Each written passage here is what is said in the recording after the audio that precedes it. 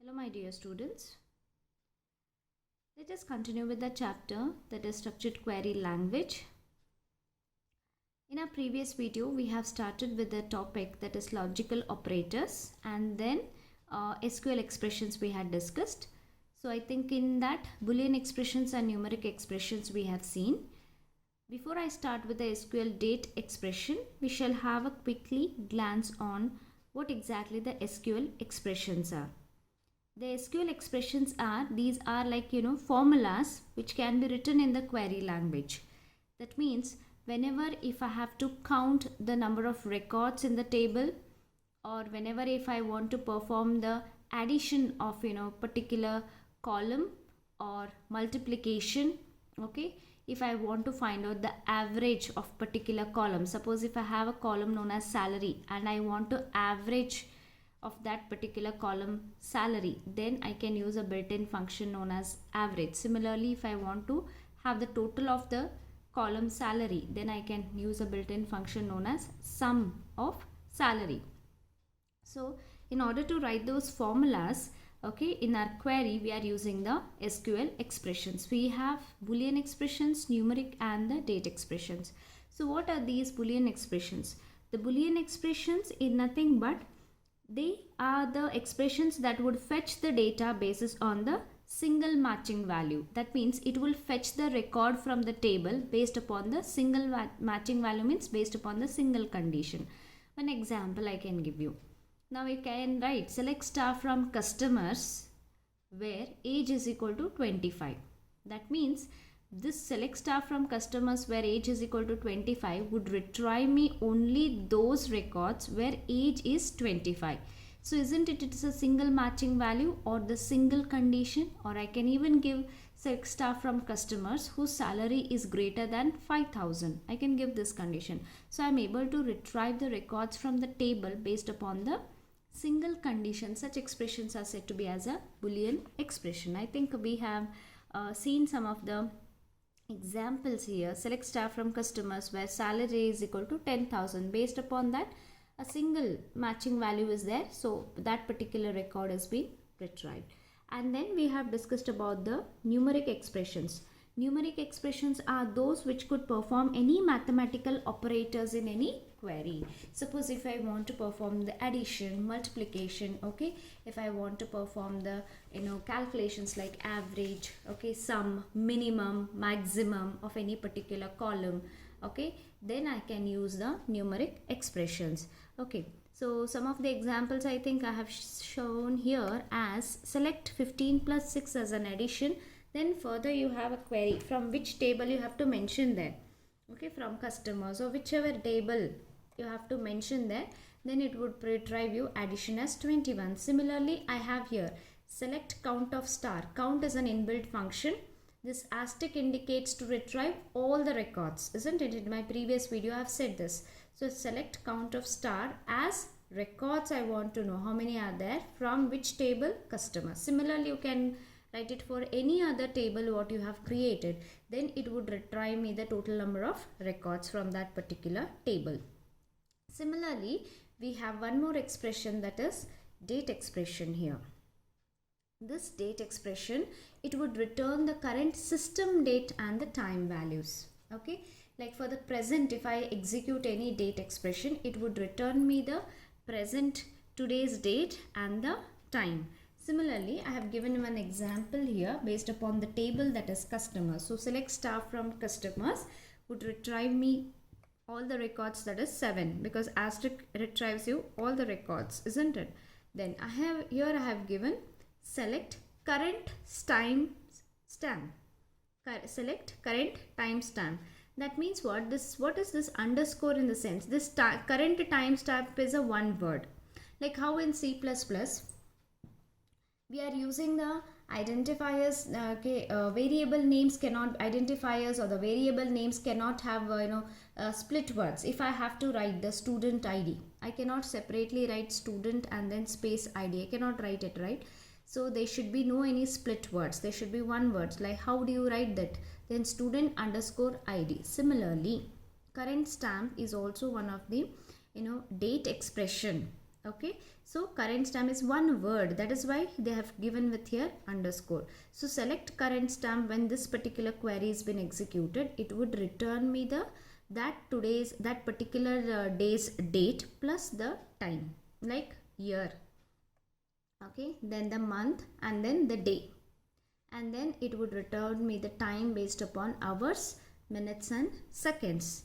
So this is how the date expression current timestamp works. It would return me the current date and the time.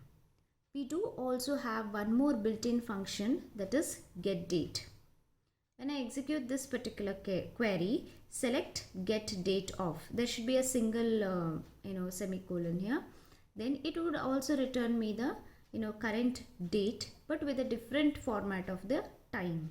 Understood?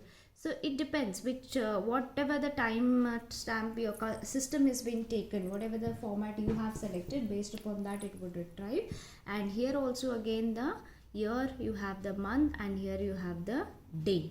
Okay, and then here it is hours, minutes, seconds, and then here the milliseconds you will be having. So this is how the date expression would be. Understood? Now we shall move on to the next topic, that is the SQL constraints.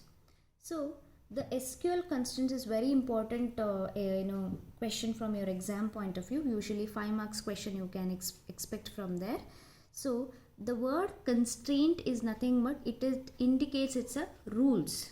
Okay, SQL constraints means SQL rules. These actually SQL constraints, these are the rules that are being enforced on the data columns on the table. Okay, SQL constraints are nothing but they are the rules which are being enforced on the data columns on the table. By enforcing the rules, what happens? By providing the rule, by having a rules, we can ensure the accuracy and reliability of the data in the database table. For example, consider a table known as a student. Okay, wherein I will create a student table with the 3 fields known as student ID, or else we can say instead of student ID I can take it as student roll number. Okay, then student name and student combination. Now when I think that I have entered 10 records, can this say if I have entered the student roll number, the same roll number, if I repeat it for 3 students, will it be the correct data for the table student? No, right? There will be the duplicate values will be there. Okay, data duplicate values, data will be repeated here. The student roll number shouldn't be repeated for any time, right? The student roll number should be unique for all the students, isn't it? So before I may by mistakenly I may enter any of the value repeatedly for the student ID, same roll number I may repeat. But if I am entering there by mistake, then the SQL should stop me. It should not accept any such values. Okay, when it will happen? Only when I enforce certain rules on it. So that rules is nothing but the constraints. So usually we apply the rules or the constraints on the columns of the data. Now I said I have to apply a rule on the column known as student ID, so that the student ID column should have all the unique values. Now I cannot apply, I can even apply on the student name also, but it's in real time example, student name can be repeated. 2% can have the name as Rahul. Okay, 2% can have the name as Pawan. Okay, then one more I have taken as student combination. Student combination can be repeated, isn't it? Some may take as PCMB, PCMCS or PCMS. Okay, the same combination can be repeated for the many of the students. So therein for the student roll number column, I am applying a rule known as that, one of the rules, so that there should be no any repetition. In such instances we need the SQL constraints, so that in case it will provide us accuracy as well as reliability of the data. So we shall see the SQL constraints are the primary key, we are having the first constraint. Okay, and then we have next as the foreign key we are having. Okay, thus the third constraints we are having as not null constraint here, and the fourth one we are having is unique, and the last constraint we are having as a check constraint. So these are the few of the SQL constraints what we have to discuss. But here we can apply the constraints based upon the column level and based upon the table level. So at the two levels we can apply this constraints.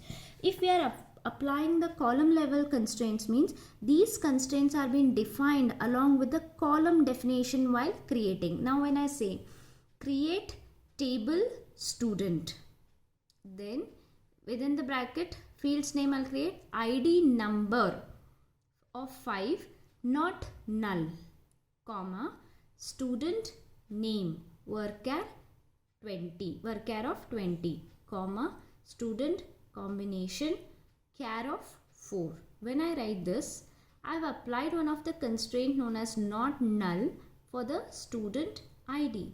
That means here what I am doing, I am applying the constraint at the column level known as the student ID. Okay, so at the time of creating the table, when if I am applying any of the constraint on the columns or the fields, then it's said to be as a column level definition. And one more we are having as a table level constraints. Table level constraints are being defined after all the table columns are being created. Like for example, create table student, inside the parenthesis ID number of 5, comma student name varchar of 20, comma combination char of 4, then comma if I apply as not null, if I am applying not null of bracket student ID, if I apply, this is a table level. After defining all the columns at the lastly, if I am referring the constraint or any of the rules if I am enforcing, then it is said to be as table level constraint. So therefore you should know about these two definition, what is column level definition and the table level definition. So column level, the constraints that are being specified immediately after the column definition, we say it as a column level definition, and the constraints that can be specified after all the columns are defined, I can say it's a table level definition. Okay, moving on to the first we shall discuss about the constraint, SQL constraint as a not null constraint. So this not null constraints actually we have studied in the logical operators, correct? So not null constraint ensures that all the rows in the table containing a definite value for the column which has been specified as not null. Okay, this means what? It ensures, suppose when I said create table as student, okay, inside the parenthesis as student ID number of 5 not null, when I mention this not null constraint, it ensures that student ID should have a definite value. It cannot accept any null values. Okay, it should have an explicit some value into the column that is not null. So therefore it ensures that all the rows in the table should contain certain a definite value. And here in not null constraint, it will not allow any null values. That means any of the column cannot be left as empty there. It should contain some of the values into it. Now I'll show you the example how exactly the not null constraints are being applied. Okay, we shall create a table known as product, okay, with the fields as PID. This PID stands for product ID with the data type as character of sizes 4, and I'm applying a constraint known as not null. Okay, comma, then description varchar 2 of 20 not null. That means product ID description cannot have any null values or the empty values. They should contain certain values into their columns. Okay, irrespective of any number of records you put, 5 records, 10 records, they have to contain a definite value into them. Then I have created a field known as company name, data type is varchar 2 of 20. Then price number, okay, and then I have closed my parenthesis and enclosed with a semicolon here. So you can see that company name and price doesn't have the constraint known as not null. That means company name and price can accept the null values or the empty values, but whereas product ID and description should have a definite values. Okay, now let me show one more example here of not null. So create table customers ID int is a data type not null, comma name varchar of 20 not null, then age int not null, address character 25, salary decimal 18, 2. That means after 18 digits, up to 2 values you can have a decimal pointer. That's how it is, decimal data type.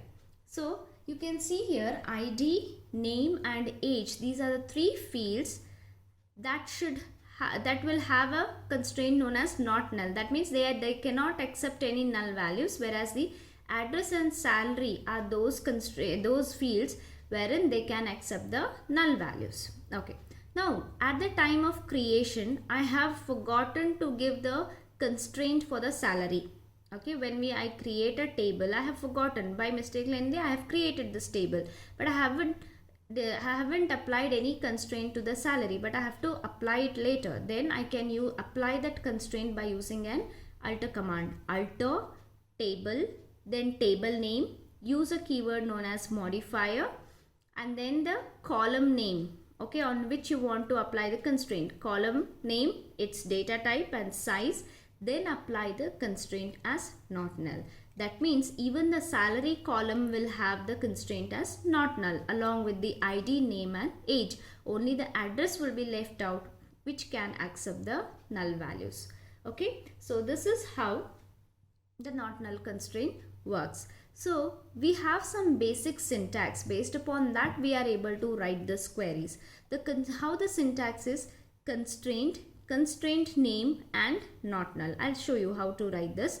So create table employee, okay, then ID number 5 I'm giving, name character of 20. Then what is the syntax? I'm applying a constraint. How do I apply a constraint? This is a syntax. I'm putting a constraint and then I'm giving a constraint name. Constraint name might be any user defined name. Okay, then apply the constraint. Now here I have applied the constraint on the field known as name. That's why I have given nm underscore nn. You can even give here as nm underscore, okay, that is not null. Here you can give, or you can even just give as nm. Okay, this is any user defined user defined name it can be. Then department character of 10, age number of 2, salary number of 10, city. Okay, and then this is how I could complete the this particular table. That means the name field can have a constraint as not null. That means it cannot accept any of the null values, where an ID, department, age, salary, city can accept the null values. Now constraint and constraint name is an optional. Constraint and constraint, whatever is been enclosed within the brackets, are optional to you. Therefore here when we are using, we have skipped this one because it's an optional, and directly we have specified the constraint name. Usually we follow this particular thing. You can even give the constraint, then any name here. You can have any user defined name. Okay, so these are certain examples regarding the not null constraints. Students, I hope you are able to understand. In our next video, we shall discuss about the few more constraints. Okay, thank you students. Take care of yourself.